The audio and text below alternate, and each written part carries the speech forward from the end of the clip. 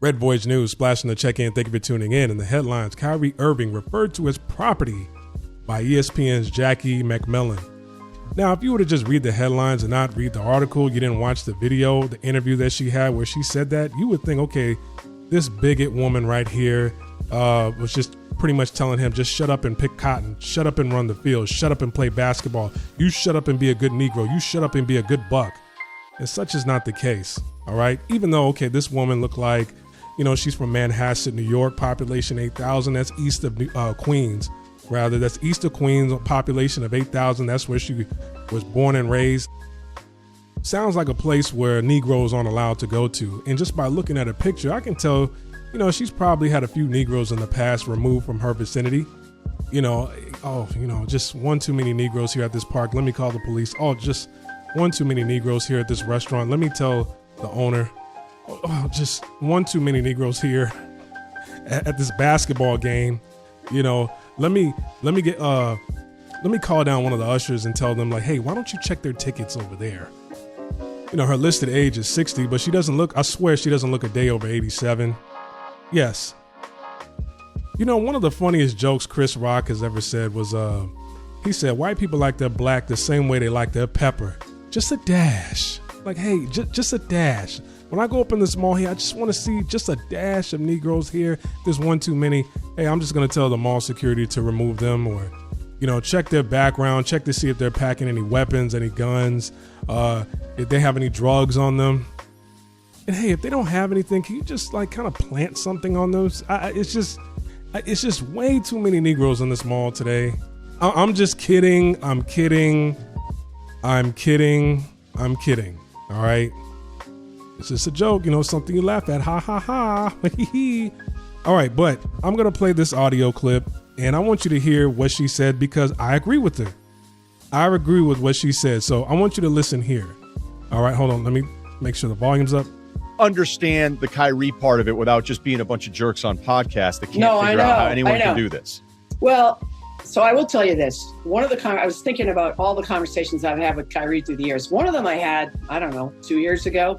We got into an argument about, you know, something. And he's like, well, there shouldn't be an NBA draft. Players should be able to go wherever they want to go. We're not, you know, someone's property. And I'm like, yeah, you are, dude. That's the way it works.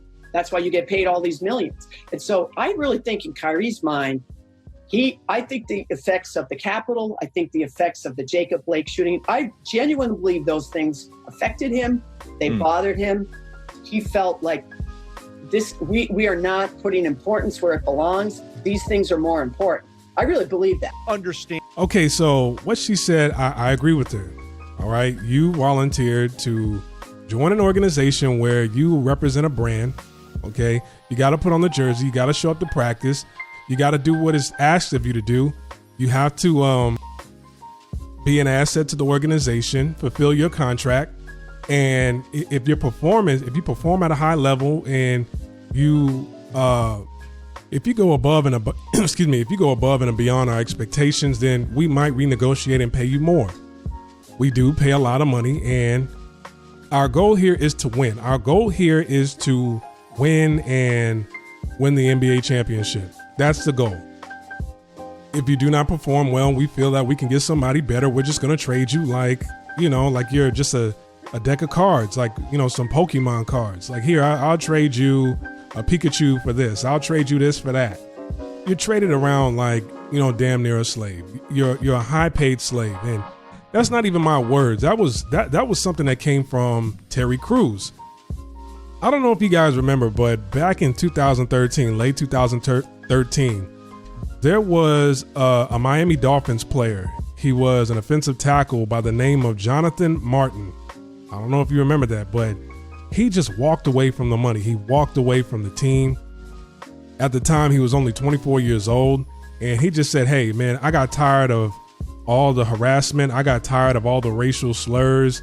You know, I know I'm a rookie, but I got tired of the hazing. And the person who was the ringleader of the hazing and the harassment was a guy by the name of Richie Dominique Incognito. Okay, that is seriously his last name. All right. And I remember when Terry Crews, he came out and spoke on it because he used to be a football player. And he said, man, the thing about it is a lot of rookies that go through that, but at the end of the day, you're just a high paying slave and you can just walk away from it all. That's the thing. In actuality, you're not a slave because you can walk away from it. But the thing is, a lot of people don't want to walk away from it because, they're talented and they get paid a lot of money. I know that's hard to hear. Are you property? Well, if you agree to, with with the contract that you sign with that team, yes, you are property. You could be traded as if you're property. You go from one property to the next if people feel like it. And seeing how Kyrie Irving has missed the last few games because of whatever the hell he's going through. And that's the problem right there. When you hire somebody to represent you, to represent your brand, to take you to the distance, to take you to the end goal, to take you to that championship title, you're running a risk when you hire somebody who is very spiritual, who doesn't want to play because his numerology is like, this is an 11 month. I don't want to play because it's an 11 month. And, Venus is moving into Saturn now. And, it's just like my whole aura, my chakra is not lining up right. I've just been seeing the number 22 everywhere and it just made me feel, and I'm in my opposite year in astrology. Like I'm the year of the tiger, and this year this is like the opposite astrology year, and I'm just not feeling it. So I'd rather just sit out until Chinese New Year in February, and then I'll come back and play. Then I'll be ready. The Kundalini energy spirits, like the Kundalini ancestors, they didn't say anything to me for the past couple weeks, and usually they talk to me like every single morning, and I just can't play. See, when you hire somebody like that, okay, that's what you get. A lot of people have been saying that he like with his teammates, like he won't talk to them for like a month, 2 months out of nowhere for no reason. That's what you get. And basketball is a little bit different than football. I know I use the football example, but you see in football, the team runs the show. Okay. The organization runs the show. The GM runs the show. Okay. If you're a wide receiver that doesn't really want to play, okay, we'll get rid of you. We sure, you might be a good wide receiver, but shit, we'll just hand it off to our running back. we got other wide receivers, first string, second string, third string. We got plenty of other people we can dish the ball to and they can score a touchdown for us. So bye-bye. Whereas basketball, when you got a player who can put up 30, 40 points a game, 90% of his free throws, he makes them, high percentage from the 3-point line. You're averaging 4 or 5 steals a game, no turnovers, 15 rebounds a game. I mean, just when you're putting up numbers on the board, you're a major asset to the team, to the organization. I mean, look what's going on in James Harden. He let himself go. He does what he wants to do. He's been asking to get traded. He got his wish granted to him. Now he's going over to play with to play for the Brooklyn Nets. He's going to play with KD. And I don't know.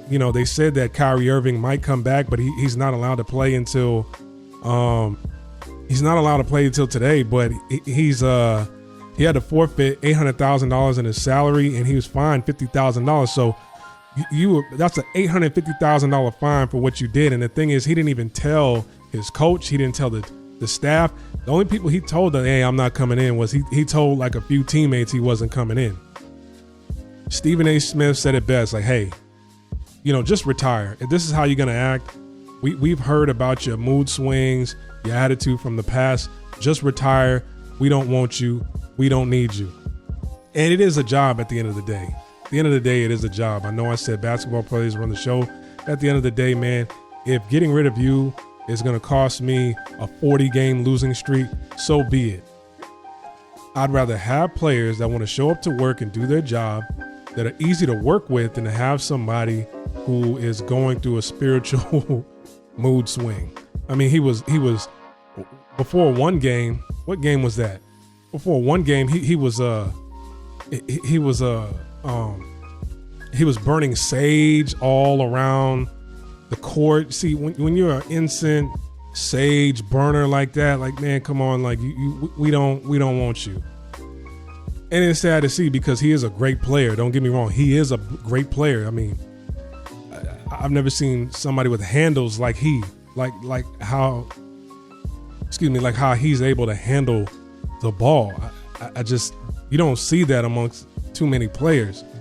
But I mean, you are property. You're property of Brooklyn. You were property of the Celtics. You were property of the Cleveland Cavaliers.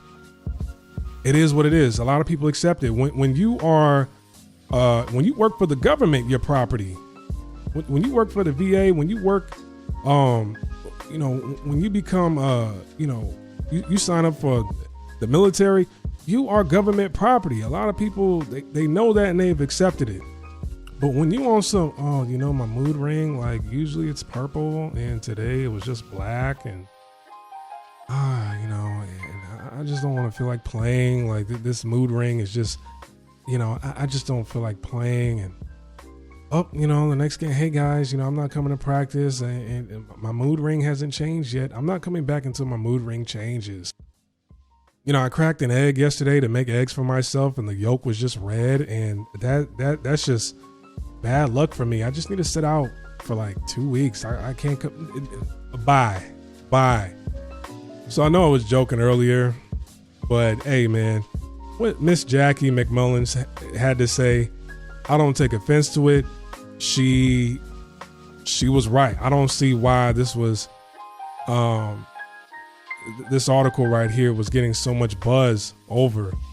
I'm guessing because there was a Caucasian woman who said it towards a black man. And look, man, it's the truth. If you don't want to feel like property, quote unquote property, then you can always walk away. Are you property? Yes and no. Because I would say no, because you can always just leave, walk away. And like Stephen A. Smith, man, if you don't want to play because of BS reasons, you should retire. Splash, man, I'm over and I'm out. Like, subscribe, comment, share this video. Let me know what you think in the comment section below. Is my opinion right? Is it wrong? How do you feel? I'm over and I'm out. Catch you in the next video. Peace.